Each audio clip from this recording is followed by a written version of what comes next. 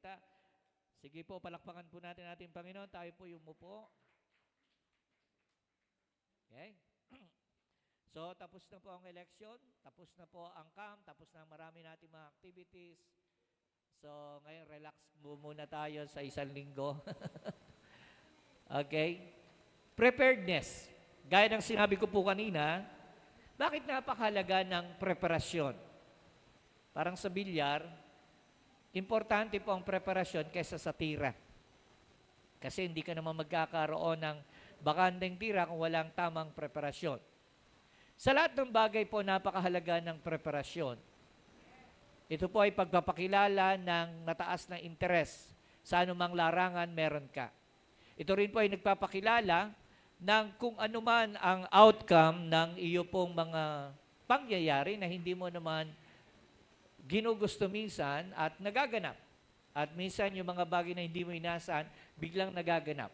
So napakahalaga po ng salitang preparasyon. Amen po? Sa buhay din po natin, napakahalaga ng salitang preparasyon. Kasi paghahanda po ito sa anumang kaganapan. Depende yan sa preparasyon meron ka. Sa talata po ng 1 Thessalonians, maging sa Thessalonians chapter 4, pinag-uusapan po dyan ang pagdating ng ating Panginoon. Ang talata po ng Thessalonians ay pinapakilala po nito na darating ang isang araw, babalik po si Kristo. Darating po yung araw na yon. Paano kung yung araw na yon ay sa araw ng bukas? How do we prepare ourselves as Christ prepared us? So marami pong magsasabi, marami na hindi pa, wag na po muna. Kasi ang kanilang magiging dahilan, hindi pa handa. Now, gusto ko mong ipakita po sa inyo, gaano ba kahalaga ang pagdating ng ating Panginoong Yesus? At bakit nga ba siya darating? Naalala niyo po, no, bago pa lang tayo maging born again, kinakanta po natin yung si Kristo'y namatay, si Kristo'y nabuhay. Si Kristo'y babalik sa wakas ng panahon. Kinakanta natin yun, pero hindi ko masyadong unawa. Paano ba yung pagbabalik ni Kristo? Until such time na basahin ko po ang Bible at aralin po yung tinatawag ng mga dispensational truth. Isa po yan subject sa pag ikaw ay nag-Bible school at napakahirap po nito kasi nga you are talking about the end times. So, ibig sabihin, yung end times po kasi, gumagalaw po kasi. Gumagalaw yung mga unpredictable, ika nga. Ngayon, ano ang pwede mong panghawakan? Isa lang muna, yun lang muna. May babalik na Kristo. Bakit babalik si Kristo? Kasi gusto niyang tapusin lahat ng paghihirap meron tayo. Gusto niya ng kaayusan sa kanyang mga anak at sa kanyang bayan. Babalik si Kristo kasi ito ay kanyang pangako. Diba? Sinabi niya, ako'y pupunta sa Ama at ipaghahanda ko kayo ng inyong silid at pagkatapos, susunduin ko kayo. So, pangako po ng Panginoon at katuparan ang inaasahan po natin sa pangakong iyon. Now, tayo naman po, how do we prepare ourselves? Ano ba ang view po natin pagdating sa pagdating ng ating Panginoon? Mga kapatid, ang ating church o ang ating denominations na kinabibilangan, ganito po ang view. Meron tinatawag na pre-treb, mid-treb, saka post-treb. So, sorry po, gagamit lang ako ng mga technical words. Kasi may mga, hindi naman to major na issue, pero at least, alam mo, hindi ka, kumbaga, walang muwang sa nangyayaring ito o sa usaping ito.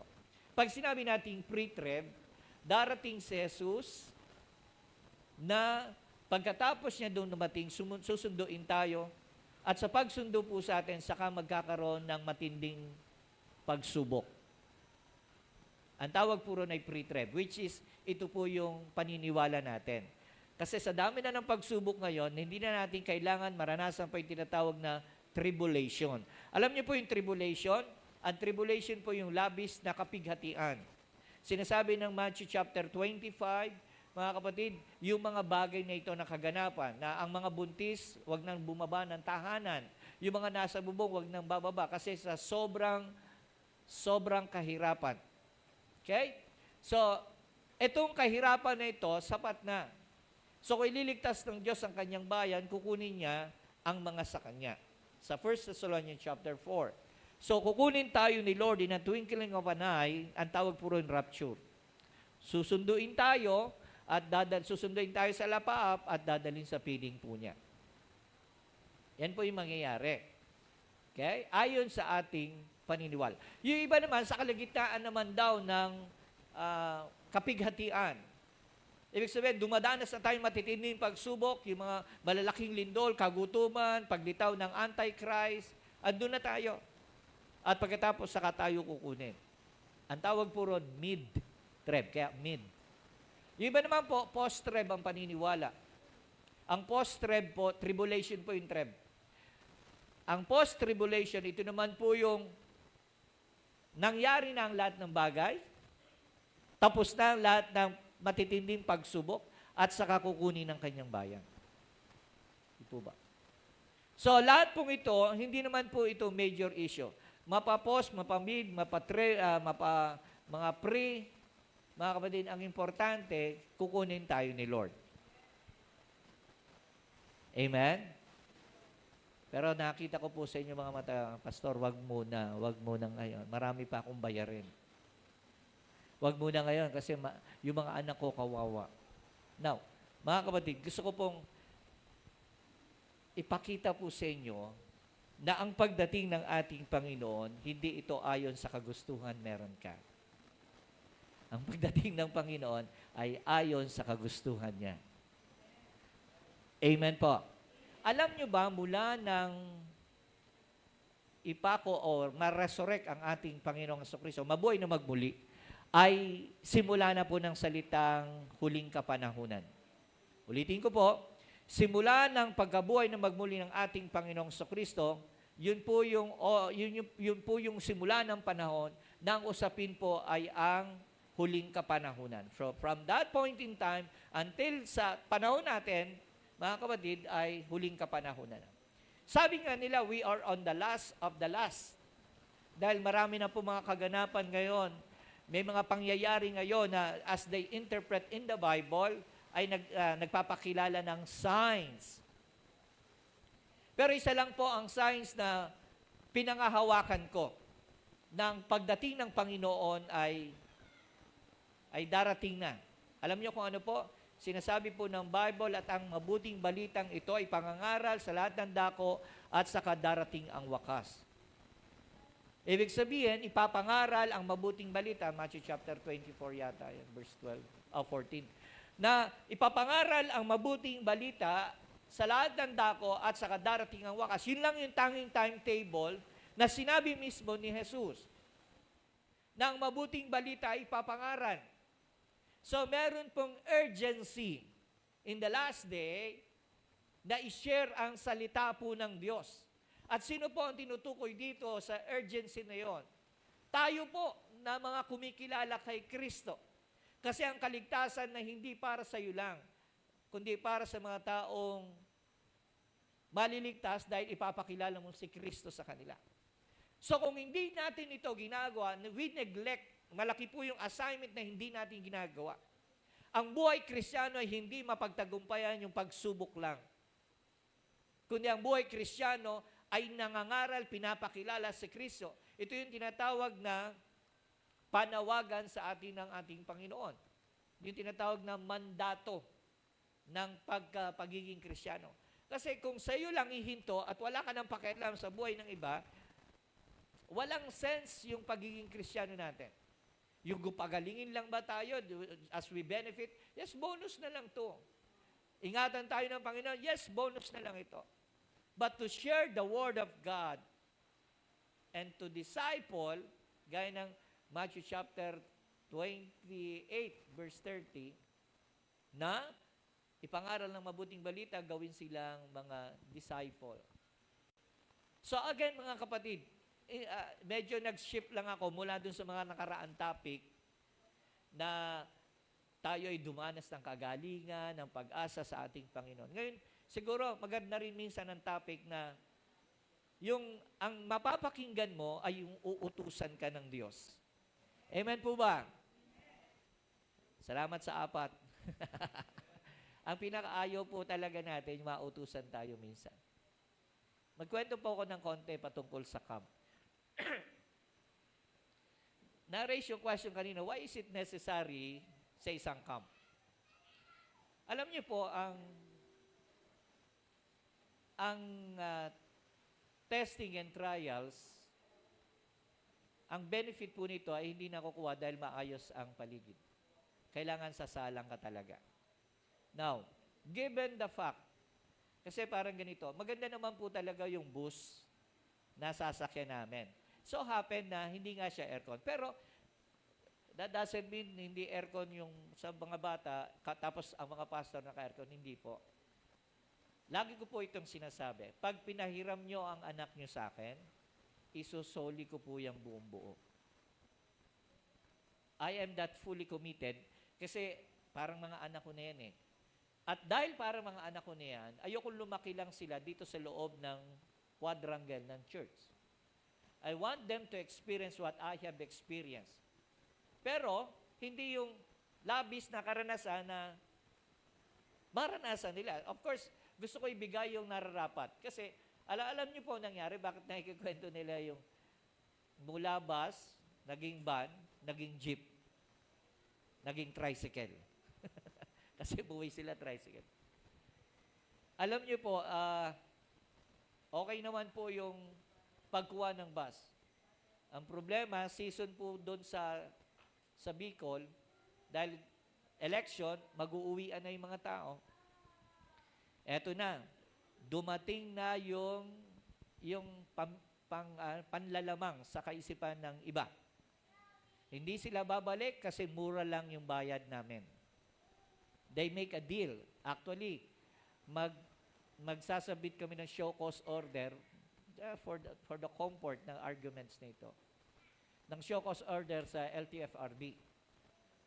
Kasi nag-commit kayo na susunduin nyo kami, sinerve nyo yung kalahati ng usapin, at pagkatapos bigla nyo kaming tatakasan na hindi na babalikan. At malalaman namin the day na aalis na kami ng hapon.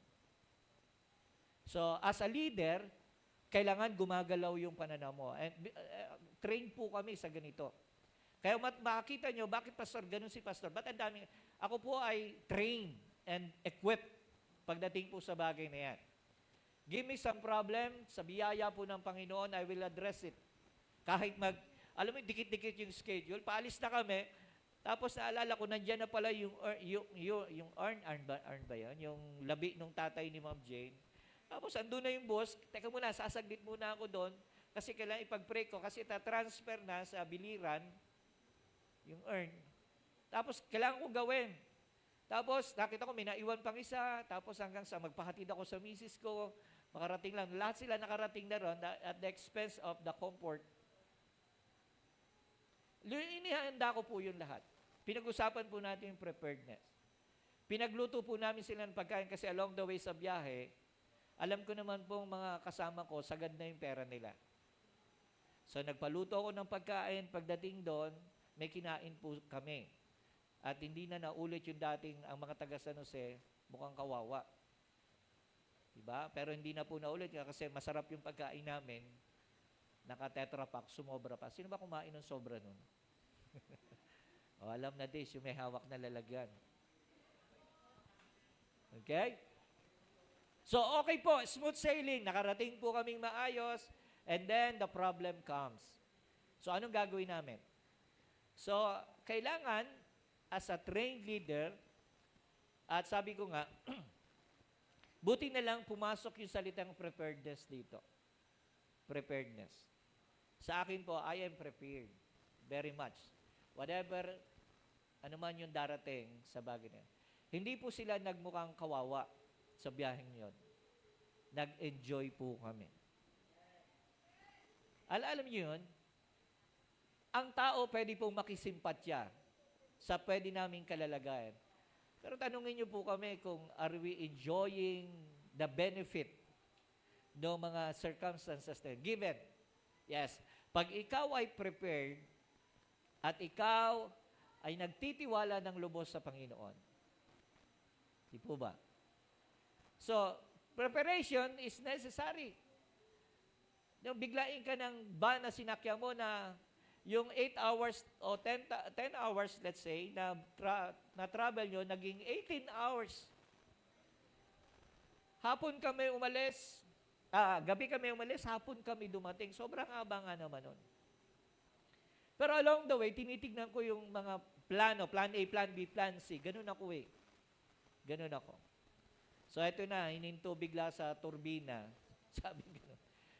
Pastor, alam nyo, buti na lang tinawag niya akong pastor kasi parang kumukulo na yung dugo ko dahil sa mga pangyayari. Pastor, pasensya na po, hindi talaga makakatakbo ito ng hanggang doon. Dito na lang kasi ayusin pa namin. Ano ba ang nangyari? Wala raw stud, yung lock ng gulong, stud. Sabi ko sa bahay, may isang set akong stud doon, bigay ko sa'yo. Hatid mo lang kami. Tapos, ginalaw-galaw niya yung isa. Di, tumatakbo pala kami, 5 yung stud, 4 na lang yung nakakabit. Tapos, umaalog-alog yung isa. Sabi ko, nung nakita ko umaalog-alog yung isa, parang 3 lang halos. Sabi ko, delikado, hindi pa pwede. So, eto na. Pinakita pa ng driver, tanggal na yung pinto. Yung sliding door, umihiwalay na. Ito nga, Pastor, sira na rin yung pinto. Nakanganga na ng ganun eh. Sabi ko, hindi pwede. Yung pintong yun, nakatapat sa akin yun. Alam ko na may diferensya nung sinasara. Pero I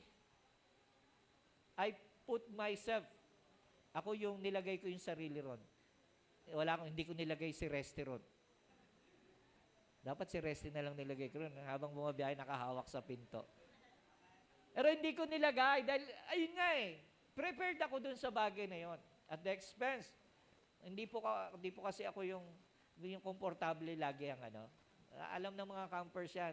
Yung mga may asawa na ngayon na naging camper, alam nila yan na hindi ko sila isasadlak sa Before anything happen, it will happen to me first. So yun nga po mga kapatid, hanggang sa, eto na, hanggang dito na lang po. Lipat na lang po kayo. Sabi ko, Brad, diplomasya muna. Ang usapan natin hanggang dun sa bahay namin. Pero kung sinabi mo, malayo pa lang, nasa Quezon pa lang tayo, nagpasundo na akong sasakyan dito sa turbina. May sasakyan ako nasa bahay. Diba? So, ang problema, binigla kami. Nung binigla kami, tinignan ko, walang RFID.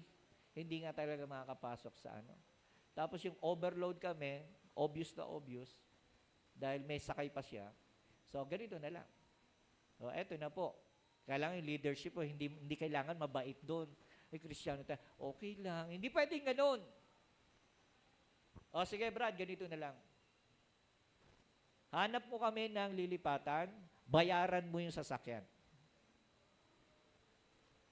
Nakita ko may police doon. Walang makakaalis sa amin para. Hindi bababa yung mga junakis ko doon. Yung mga kabataan ko ron, dahil yung ang hirap ng palipat-lipat, as may mga dala kami. Hindi bababa sila, hanap mo kami ng sasakyan. Hanap siya. Siya magbabayad. Tapos, 1.8, Pastor, meron. Tawaran mo, balik ka ron, tawaran mo. Yung driver, walang magawa.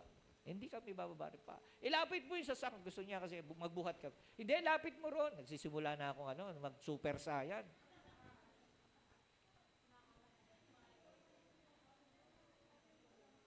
O, di yun.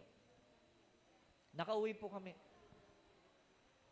Alam niyo po, mga kapatid, ang kahandaan ay season or out of season. Hindi lang dahil may task, may problem that may take place. Pero, given the problem that may take place, you are also prepared. Amen po? Alam nyo, na-enjoy namin yung journey. Bakit? Sabi nila, wala silang makain. Nakapaghanda po ako ng pagkain. Ayoko nang maulit magjo-Jollibee yung taga-Nara, tapos mga taga San Jose, hindi magjo-Jollibee. Magjo-Jollibee rin kami. Isang halimbawa, along the way, sabi ko kay Mayor Custodio, yung alalay ni Mayor Custodio, si Consuelo Dizon. Sabi niya kasi, Pastor, andito na yung solicitation niya, walang kumukuha. Sabi ko, habang nasa, Pwede ba, Brad, paki-send via GCash? Galing daw kay Custodio yun eh. So, ang ginawa niya, sige po, pastor, send ko. O, sinend. Di naka-prepare kami. Meron akong hindi ginagalaw na pera na binigay naman ni Kelvin Wamis, 1,500. Sinashare ko lang. Andon. Okay? O, mga kapatid, kasi nung na-delay kami, sumobra kain namin. At doon sa kain namin, ang kada kain naming lahat, 900 plus ang kada kain namin. So, nakatatlong kain kami. Nakatatlong kain kami. At nakatatlong sting yata si Buboy. Pinagsasabihan ko, ikaw nakakita kita, puro ka sting. Hindi ka naman lumalakas dyan sa sting. Okay, ha? Tapos alam ko naman, mapapera itong mga to. Alam yung mga kabataan, sabi, walang pera. Huwag kayong maniwala. Dahil yung mga kabataan na yan, may bulsa sa balat. May bulsa sa balat yan. Pero ganun pa man, okay po ang lahat. Okay po ang lahat. Na nakarating kami at maayos. The only thing that comes into my mind at that point in time ay makauwi lang kami ng maayos. Everything na naging deterrent sa mga pangyayari, okay lang kasi carry naman yun eh. Gaya nga na sinabi ko mga kapatid ko, hindi ko iiwan yung mga yan hanggat hindi nakakauwi. Amen? Samantalang may mga kasama ko, dumating na doon, di man tinitignan yung kanyang mga alagad, tapos hanggang sa makuwi, na walang pakialam doon sa mga kasama niya. Pero wag na natin pag-usapan yun. Okay, mga kapatid. Preparing in Christ's coming, preparation is a must. Why? Kasi alam niyo po, ang preparation, it will give us comfort sa journey ng life. Yung ano yung magbibigay sa iyo ng kasiguraduhan, ng kalwanan, ng lahat ng bagay na nangyayari sa atin ay may hangganan at may kamay ng Diyos na tutulong sa atin. Okay? Tingnan niyo po, yung laki ng problema na sasaluhin po ng preparation. Sabi po ng talata, dalawa lang po ang aking sasabihin, at matatapos po tayo ng maaga. Number 1 po, yung tinatawag na, He shall come as a thief in the night. Sa verse 1 to 4, basahin natin, verse 1 to 4, na darating ang ating Panginoong Hesus, gaya ng isang magnanakaw sa gabi. Magnanakaw sa gabi. Alright. Nakita na ba kayo ng magnanakaw na nagpapaalam? Oy, magnanakaw ko sa inyo ha. Iwan mo lang yung gate, bukas mo lang. Walang magnanakaw na magpapaalam. Ang pagdating ng ating Panginoon, no one knows.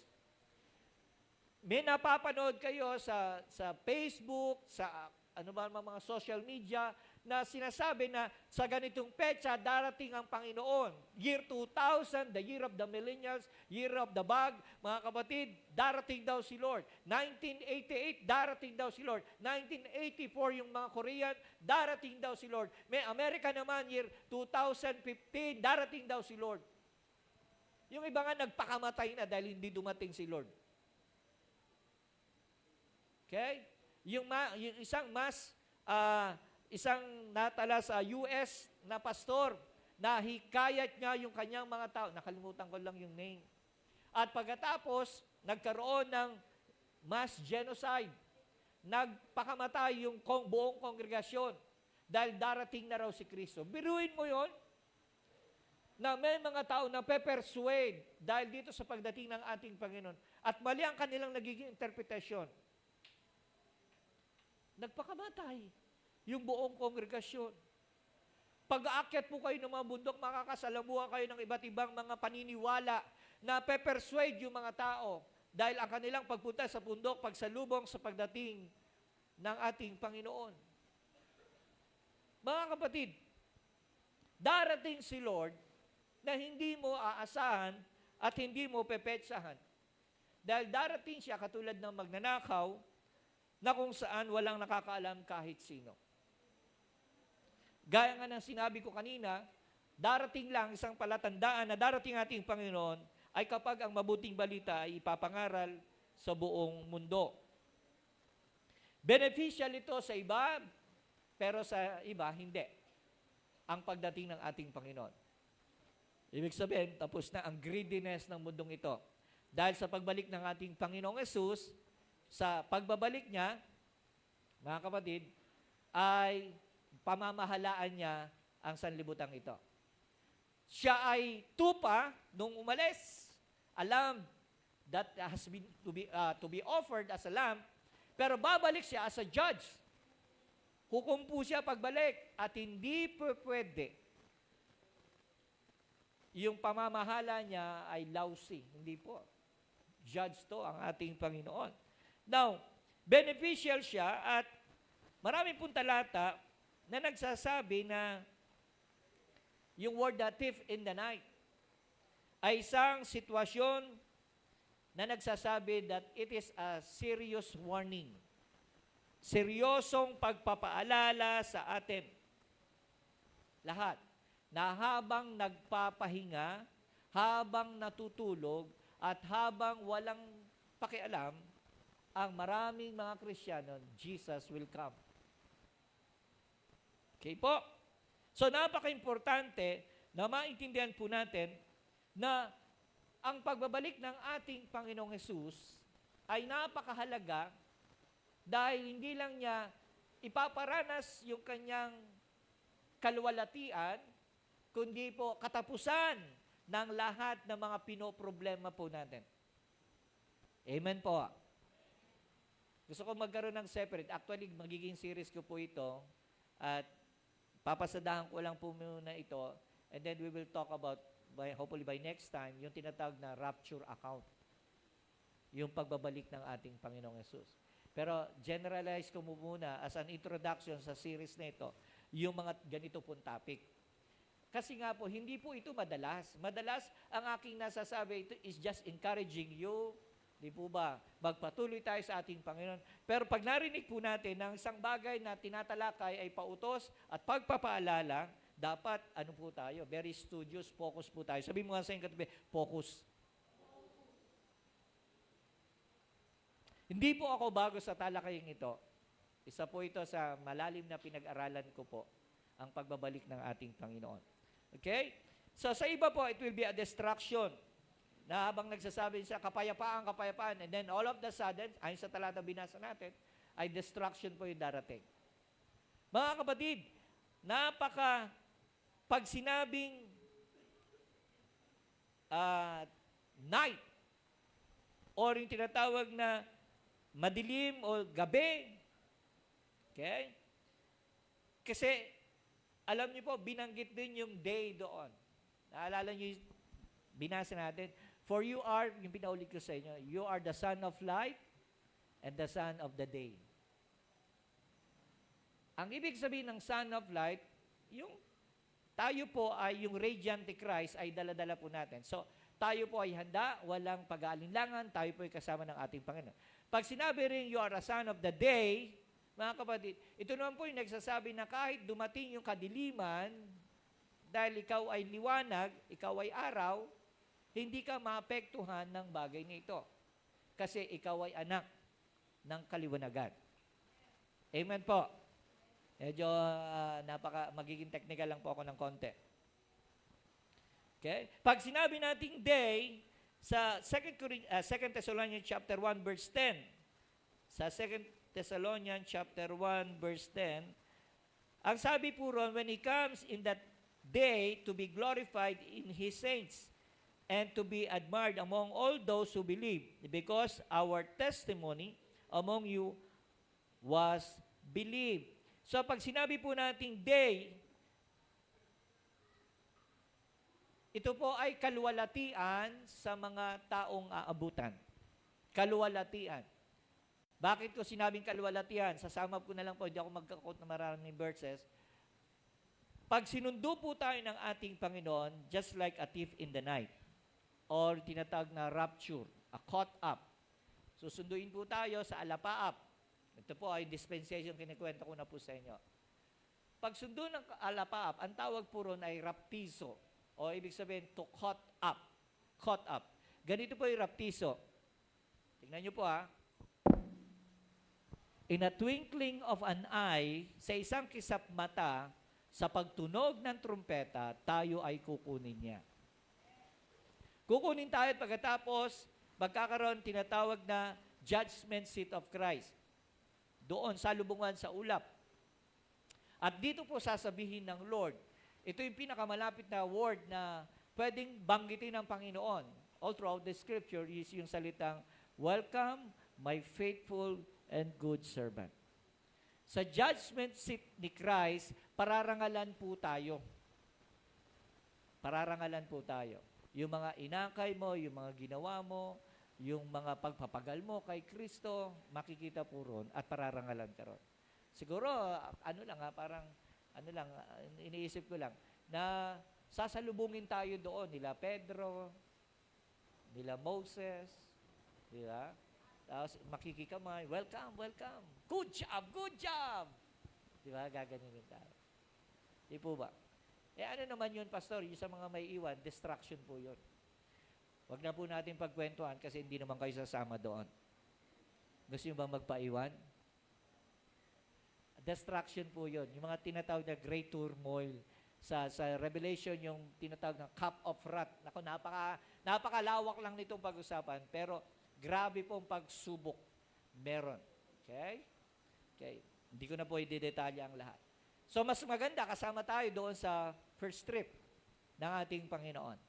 Amen? At pagkatapos, babalik siya, kasama tayong lahat, kasama ang mga anghel, at maghahari rito. Pero bago yun, tinatawag na Battle of Armageddon. Yan naman po yung makikipaglaban tayo. Hindi tayo makipaglaban si Kristo at ang mga anghel. Di ba? So, Battle of Armageddon. Laban sa Antichrist. Okay. Yan po yung isa, sinamarize ko lang yung mga bagay na pwede mangyari. So, mga kapatid, balik tayo. What day means is the one of glory for those who are ready. Sa lahat ng mga handa, ang salitang araw ay kaluwalhatian. Yes, kaluwalhatian kasi pararangalan ka ng Panginoon. Ano kaya yung feeling na naglalakad ka, tapos may marching song, alibawa lang ha, may marching song, tapos pumapalakpak si Kristo sa'yo. Amen? Grabe pong picture na pwede nating makita balang araw. Okay? So, pag sinabi nating, He shall come as a thief in the night, pakinabang sa mga umaasa, sa mga nagliliwanag at katuwiran, sa lahat ng taong umaasa sa ating Panginoon, at kapahamakan sa mga hindi naniniwala. Amen. Ikalawa, kailangan nating mamuhay, verse 5 to 11, as a son of the day. Ito yung sinasabi ko po kanina. Son of the day. Pag sinabing children of light or children of the day, sabi ng verse 5, we must be watchful and subir. Mapagmatiyag at sigurado, preparado sa pagmamatiyag. Preparado sa pagmamatiyag. Now, siguro marahil, Pastor, anong kinalaman yan sa everyday life? Yung topic natin ngayon. Siguro, ang pwede kong sabihin at sinasabi ng Bible, kung ang pagdatingan ni Kristo na paghahandaan mo, yung challenge pa kaya sa buhay meron ka hindi? Amen. Nakuha niyo po yung significant? Kung gusto ko kayong i-encourage sa paghahanda sa buhay nito, we might as well exercise our preparation in Christ's coming. Kasi ito yung kahigtan ng panawagan na meron dapat ginagawa ang mga Kristiyano. Kasi kung ito nga, handa kayo, anumang pagsubok, maliliit na lang. Anumang sitwasyon, maliliit na lang. Kasi nga, handa ka nga eh. Handa ka nga sa pagdating ni Kristo. So, mga kapatid, parang maliliit na bagay na lang, anumang mga circumstansya meron tayo. Why? Because tinatawag po tayong children of light and children of the day. We follow Jesus because Jesus is the light of the world. Kasi sinusunod natin si Kristo na siya ang ilaw ng sanlibutan ito. Ikalawa, bakit? Kasi nga, tayo ay na kay Kristo mismo. Tayo ay na kay Jesus mismo. At dapat lang talaga ng ating galaw, ang ating ginagawa ay alang-alang sa pagbabalik ni Kristo. Kailangan maging asin at ilaw tayo ng sanlibutan na ito. At dahil kapag naging asin at ilaw tayo ng sanlibutan na ito, mga kapatid, lahat ng hahawakan ng iyong kamay ay pagpapala. Pag magiging pagpapala ka. Amen po? Kasi alam niyo po ba, we live in the world na puro reklamo, reklamo, reklamo, reklamo. Lagi natin sinasaisan sa alang-alang, paano naman yung rights meron ako? Paano naman yung aking Miranda rights? Di po ba? Ayun nga, minsan, paano naman yung right ni Lord sa atin? Yung kanyang righteousness na hinahanap sa ating lahat. So, we are to be watchful in His coming. Kasi nga, walang nakakaalam.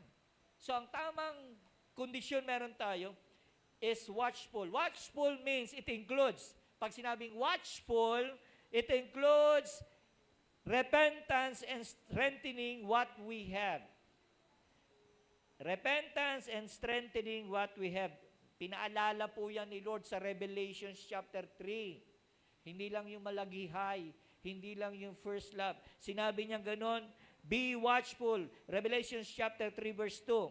Sige, basahin natin. Revelation chapter 3 verse 2. Sige, habulin mo lang. Be watchful and strengthen the things which means that are ready to die, for I have not found your works perfect before God. Remember therefore how you have received and heard, hold fast and repent. Therefore, if you will not watch, I will come upon you as a thief. I will come upon you as a thief. So ito po'y pagpapaalala ng Panginoon sa ating lahat. Nakasama po sa salitang watchful, it includes repentance sa mga bagay na ginagawa po natin. Importante po yung paghingi ng tawad sa Panginoon. Importante po yung pagsisisi sa ating mga kasalanan. Amen po. Ulitin ko po, importante ang pagsisisi sa ating mga kasalanan. Alam niyo po, isa sa gustong-gusto kong picture pag darating sa camp, kapag nakikita ko po yung mga bata, yung mga anak nyo, nagsisisi sa kasalanan. Hindi ko minsan mapitas yun on a daily basis or on a church basis, pero kapag ina-isolate mo sila, nagkakaroon sila ng confinement. Pag sinabing confinement, na, teka muna, alam ba, sabi ni LJ kanina, may mga nakikita siya ng mga Kristiyano, ganon kadisiplinado, ganon nila sineseryoso ang ministry, ganon nila pinaghahandaan ng youth camp, malayo pa lang nakapagpaalam na sila, professionally prepared. Sabi ko nga kay Lovejoy, sabi ko sa kanya, nag-usap na ba kayo ni Majoy? IT rin yan. Pero, kaya ginawa kong example si Majoy sa akin sa pagsasalita ko, sabi ko sa kanila, kita mo to, sabi ko, Sister Majoy, laki-laki ng sahod, kabibili lang ng kotse. Kabibili lang nung week na yon ng kotse. IT yun, katulad ni Lovejoy. Joy din no? May joy. Pero hindi kailanman naging hadlang ang trabaho. Kailanman. Laging tuwing may mga event kami, nakakapag siya. Bakit? Kasi sa trabaho, ginalingan yan Pag ginalingan mo sa trabaho, mahirap kang tanggalin. Lagi ko yung sinasabi, gumawa muna kayo ng alas sa kumpanya, nang sa ganun, yung kumpanya, hindi man ma-meet yung dahil sa mga activities na yan, magbibigay ng pabor sa'yo. Amen po? So that's one of example. So nakikita nila yung, pwede pala, ganito gumalaw mga Kristiyano kabataan, dapat professional din. Ganito pala dapat, ang mga bata, di ba, mareklamo kapag pag hindi nakatutok yung ventilador, hindi naka-aircon yung kwarto. Ganun pala, pag higa ka dun sa damo, sa tent, sa camp, Katabi mo yung mga malalakas at may ingay na walang tulugan. Maiba yung environment at ma-challenge sila. Na hindi sila gumigising ng alas 4 at natutulog ng alas 12. Pero doon, natitrain sila for about a day at nakikita nila, pwede, ganito pala ang kabataan dapat, ganito pala. Saan nila makikita yon? Di naman malibang gawin natin yon locally. Pero yun nga, given, ulitin ko po, walang shortcut sa isang disiplinadong pag-uugali. Dadaan po yan talaga ng mga matitinding kahigpitan. Amen po. Tinitingnan ko nga, paano mag-lead sila Soshino, sila Lovejoy. Puro mga bago, tapos sila pa ginawang leader. Tapos si Cromwell, leader din si Cromwell. Paano pagalitan yung... Kasi leader ang pipila ng pagkain nila. Paano niya? Tapos hindi kakain hanggat di sila nakasirkel, yung kompleto attendance. Pag wala isa doon, hindi kakain yun. Mag-aantay talaga, maghahanapan kapag may nawawalang isa. So, nade-develop yung leadership traits nila doon. Amen? Walang nagre-reklamo. Wala. Walang nagkaganon. Magreklamo kayo sa loob ng tent. Pero pagdating doon, camper nga eh. Okay? So, purihin po ang Panginoon kasi mga kapatid, they are the sons of light. Na kung saan, they are prepared and being prepared. Amen? Amen? O, mamili kayo. Lumaki yung anak nyo ng, wait lang. Oo. Diba? Yung, minsan yung mga kabataan na, Pastor, bakit? Wala po kaming kutsara. Sabi ko, taga San Jose ka. Ang taga San Jose, walang kutsara, mga kapatid. Gugupit kami ng yung cup. O magkakamay kami. O kaya magbubudol fight kami. Pagagandahin namin present. Taga San Jose ka. Pastor, wala po kaming plato. Tingin nga palad mo. Maputi ah.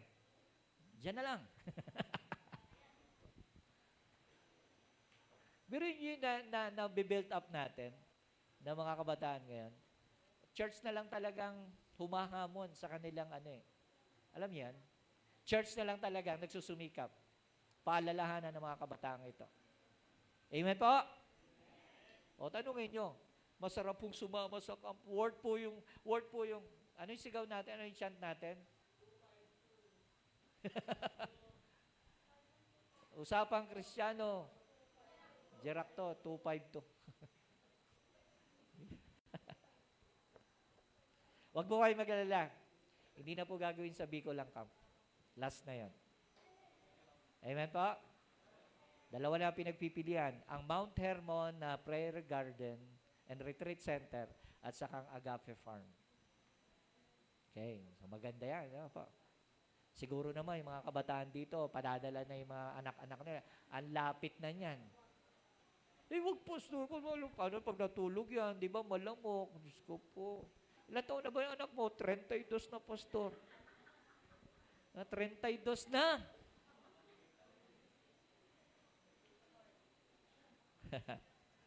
Okay. So, mga kapatid, sabi rin, we are to be sober.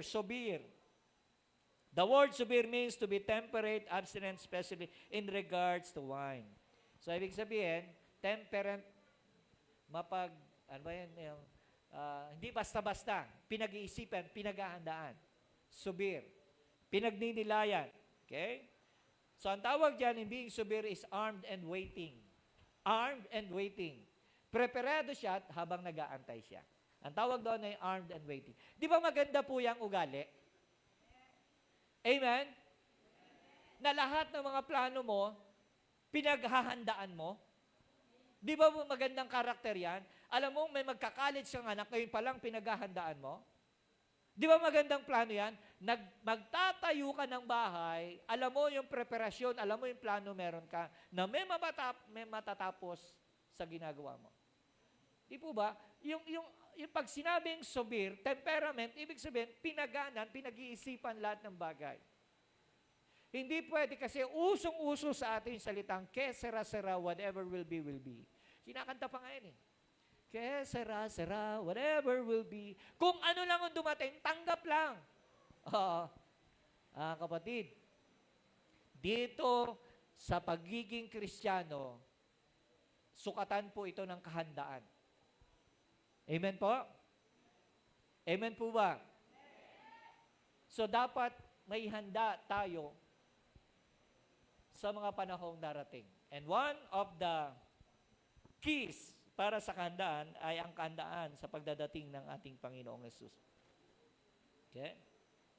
So sinabi rin po sa talata that we are to comfort one another by this teaching. So ibig sabihin, sinasuggest ng Bible, palalahanan ang bawat isa ng ganitong katuruan. Bakit sinasabi ni Paul sa mga taga-Thessalonians na paalalahanan tayo? Paalalahanan tayong mambabasa ng talatang ito. Kasi nga po, ang Thessalonians, tingnan nyo po, pakinggan nyo ako, ang Thessalonians ay lugar ng tamad na mga Kristiyano. Ang Thessalonians, ayaw na nilang gumalaw kasi ang mark ng pagiging Christian, kapag nakapag-speak ka na ng tongues, okay ka na. Nawawala na yung Great Commission sa life nila. Okay na lang kami. Ligtas kami sa nag-breaking of the bread kami sa tahanan. Okay na yon. So nakalimutan nila yung tinatawag na Great Commission na sinabi ni Jesus sa kanila. Kaya pinapaalanan ni Pablo ang mga taga-Thessalonica kasi in one word, ang mga taga-Thessalonica ay namuhay na sa katamaran. Kaya sira-sira, whatever will be, will be. So preparation or coming of Christ ay napaka-importante ang pampagising, sabi ng talata, sa mga tutulog-tulog. Pumalakpak nga po yung mga tulog. Sorry nagkabiglaan lang. Okay, pumalakpak po yung lahat ng anak ng Diyos. Minsan po pag kayo po, ito para sa akin personal, as a pastor, kung kayo po ay nasasaktan, hindi po ako ang nagsasabi nito. Ang Bible ang nagsasabi. At masaya po ako kung nasasaktan ka kasi tinutuwid ka ng Panginoon. Amen? Dapat ipagpasalamat po natin yung mga bagay na ganito. Hindi ikaw yung topic ko, yung katabi mo. Amen. Okay. The goal we are to pursue. Ano ba yung mga dapat nating gawin sa mga taong kinomfort ng ating Panginoon?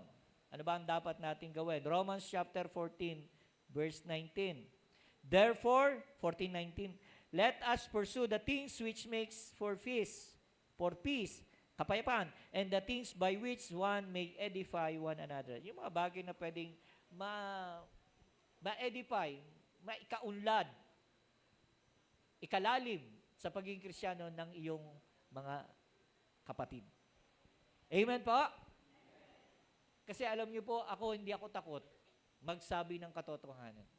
Hindi po ako takot. Wala po akong alam ng Diyos, wala akong itatago. Latag ang lahat. Latag, ika nga, pag sinabi latag, walang mga dents on marks. I'm not perfect. Pero sa biyaya lang ng Panginoon ako umaasa. Amen po. Hindi po ako nagpapayaman. Kung meron man kami, bunga lang ito ng pagsusumikap ng aking mga anak.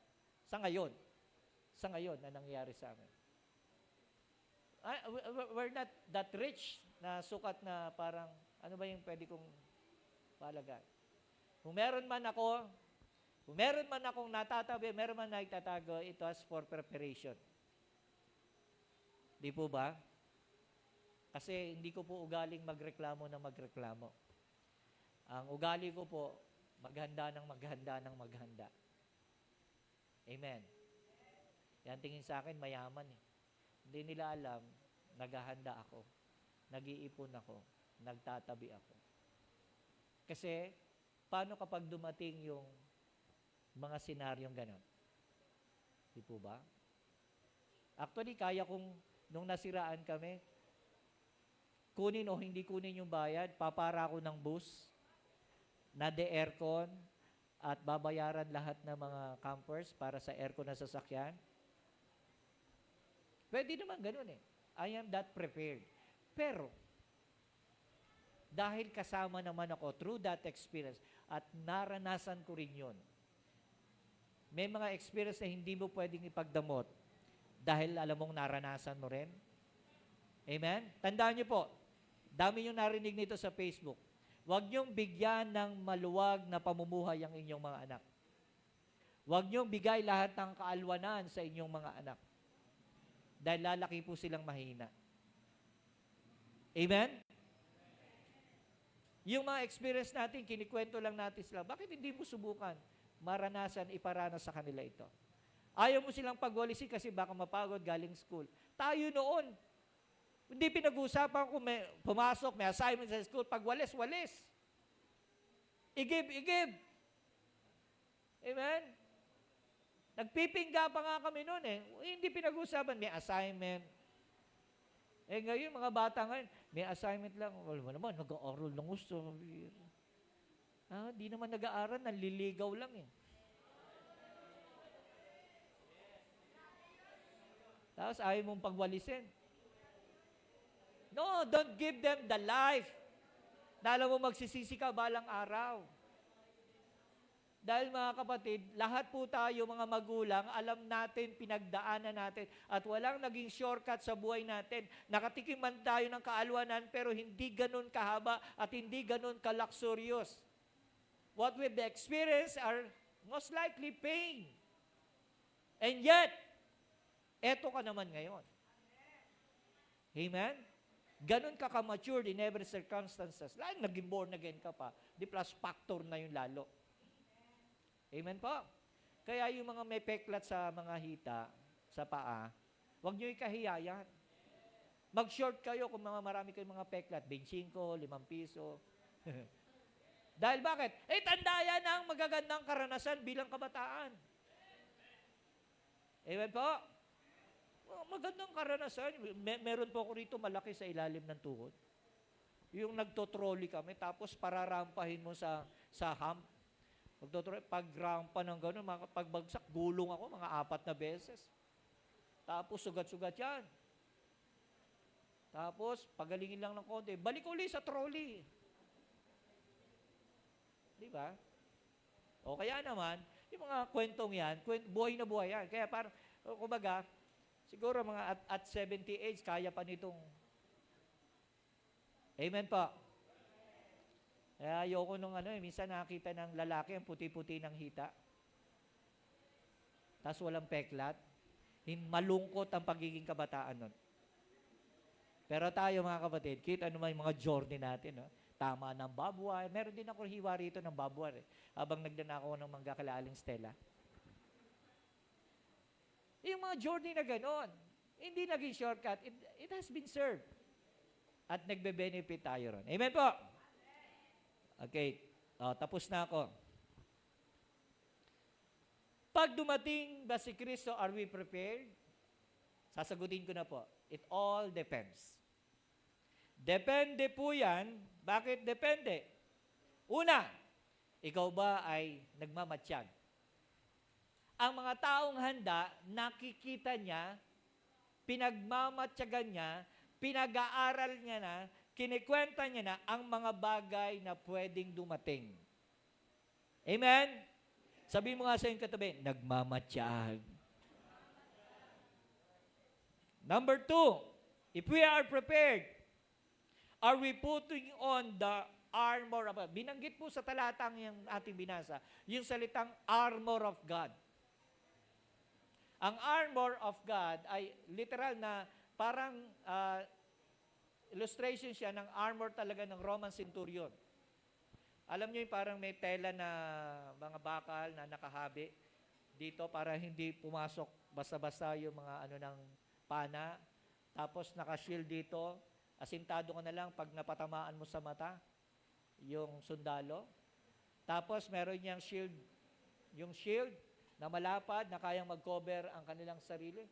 Tapos meron niyang sword, meron niyang panyapa kasi yung mga caltrops na dadaanan mo, mga tinik na patibong ng kaaway, pag ikaw ay nakasapatos na mayroong mga bakal sa ilalim, hindi ka matutusok. Preparation. So, are we putting the whole armor of God? Ephesians chapter 6. Are we putting the full armor of God? Pag may pagsubok ka, sinusuot mo ba yung helmet ng kaligtasan, yung breastplate ng katuwiran, yung shield ng pananampalataya, yung sword ng Spirit, pagkatapos yung belt ng katotohanan, at yung panyapak ng pangangaral ng mabuting balita. Sinusuot ba natin itong mga to bilang naghahanda sa laban na ito? Kung hindi po mga kapatid, balikan po natin yung armor natin. Baka wala nang ginawa ang kaaway, nakita, nakaangat yung helmet ng kaligtasan mo, nakarelax ka, pinana ka, may stiff neck ka ngayon. Kaya kapag tinatanong ka, kumusta ka na kapatid? Okay lang, pastor. Eto, buhay pa. Dapat kapag kinukumusta ang mga born again, alive, alert, awake, enthusiastic. Amen po? Alive, alert, awake, enthusiastic. Dapat po handa po tayo. Whatever circumstances we may have. Iramin ko po itong illustration na ginamit ko po sa youth camp. Sino nakakalam ng kantang, I have decided to follow Jesus?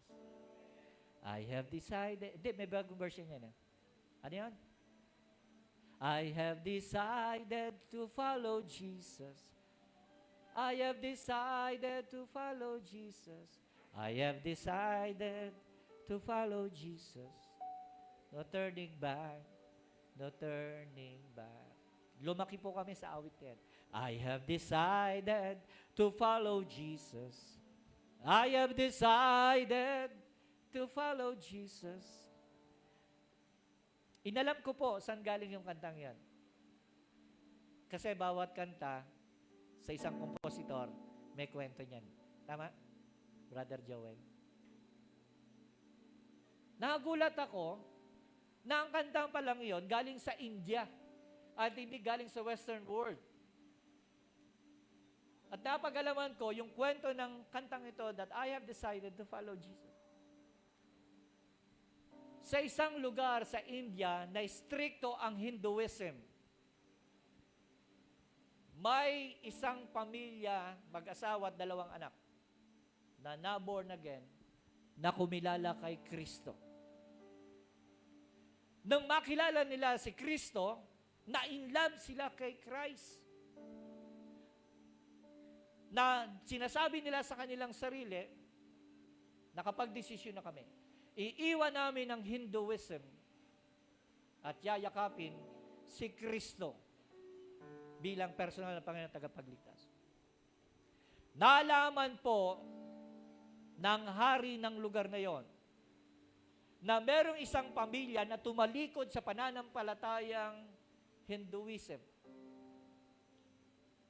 Pinatawag yung pamilya at pagkatapos patawag yung pamilya, sabi nung Sikh, pinakapari nila, sa oras na ito, tama ba narinig namin na tumalikod kayo sa paniniwalang Hindu at pagkatapos niyayakap nyo ang isang dayuhang Kristo na hindi nyo nakikilala? Sabi nung pamilya, opo, totoo po na kami ay yumayakap ngayon sa pananampalataya kay Kristo. Tinawag ng pare, yung kanilang armed guard. Humilera yung mga armed guard doon. At pagkatapos tinanong uli ng Sikh, yung lalaki, yung tatay. Sabi niya ganon, tinatalikuran mo ba ang pananampalatayang Kristiyano at babalik ka sa paniniwalang Hindu? Sumagot yung tatay, I have decided to follow Jesus. No turning back, no turning back. yung arm guard, nakatutok na pala yung kanilang mga rifle doon sa dalawang anak. Nung sabihin ng tatay that he will follow Jesus and no turning back, patay yung dalawa niyang anak. Binalikan nung Sheik yung tatay, sabi nga na, o ngayon, tinatalikuran mo na ba? Alang-alang sa asawa mo, ang iyong paniniwalang Kristiyano kay Kristo at babalik ka sa Indo. Sabi ng tatay, I have decided to follow Jesus. No turning back. No turning back. Binaril yung kanyang asawa. Siya na lang po yung nakatayo. Patay ng anak mo. Patay ng asawa mo. Ngayon ba, tinatatwa mo ba ang paniniwalang Kristyanismo? Sumagot ng huling lalaki. Hinarap yung babaril sa kanya. I have decided to follow Jesus. No turning back. No turning back. Ginawa nung Sheik, binunot niya yung baril. Siya mismo bumaril doon sa lalaki sa ulo. Bagsak. Ubos yung pamilya. Alam niyo po ang naging resulta nito? Lahat ng tao na curious, sino si Jesus na sukat na tanggapin ng pamilyang ito ang kamatayan, makapiling lang si Jesus. Naging usap-usapan sa bayan yon hanggang sa kumalat yung curiosity. Hinanap kung sino si Kristo, hinanap kung sino si Kristo. Nagulat po ang lahat dahil yung bayan na yon ay nakakilala ng kay Kristo. Dahil sa pamilyang yon. Hindi lang puro nagtapos.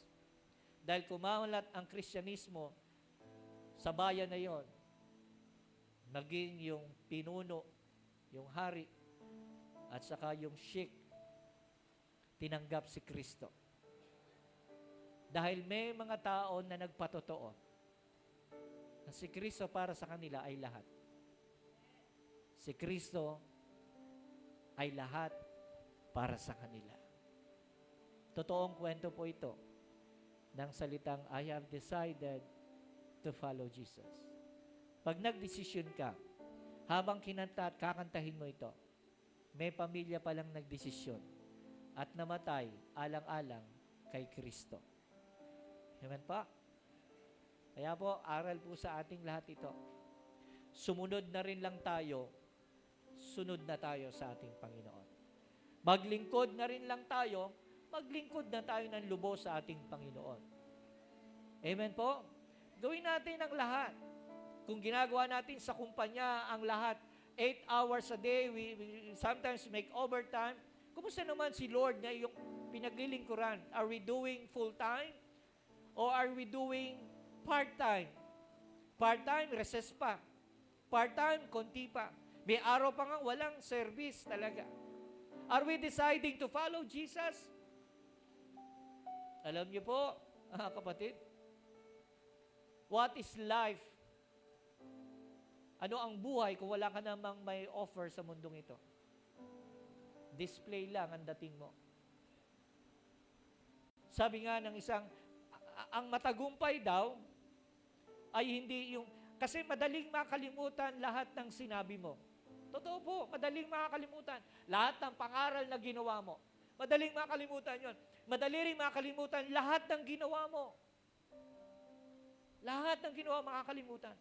Pero, yung ginawa mong sa tao na nagpaangat ng kanilang pananampalataya, ng kanilang buhay, mga karanasan na nai-offer mo sa kanila, mga values na naipakita mo sa kanila, it will never be forgotten. Kapag may taong ang natulungan, katulad nun, sir, yung kinuwento mo, hindi kayo makakalimutan ng taong yun. All throughout his life. Kasi nga po, that what makes our living significant. Amen po? Challenges comes along the way. But if we are prepared, challenge is just, alam niyo yung pampaalsa? Pampaalsa ng pananampalataya meron tayo. Siguro